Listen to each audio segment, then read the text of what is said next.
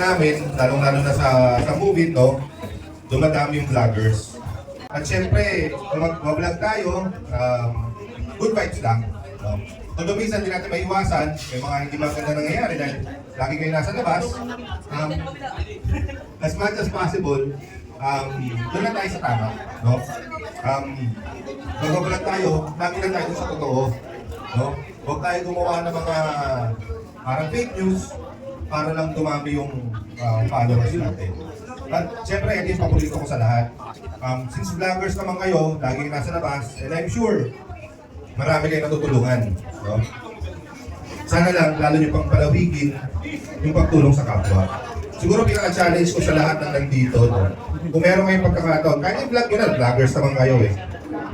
Itulong nyo na, tumulong na kayo. No? Tulungan nyo yung higit na nangangailangan. Okay, regardless kung anong kulay ang suot, regardless kung rider o hindi, kung may makita kayo sa daan, tulungan nyo na.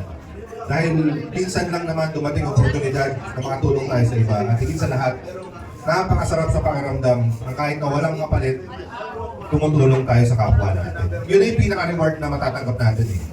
Yung pakiramdam na nakatulong tayo sa kapwa natin. At sana maging successful kayo lahat.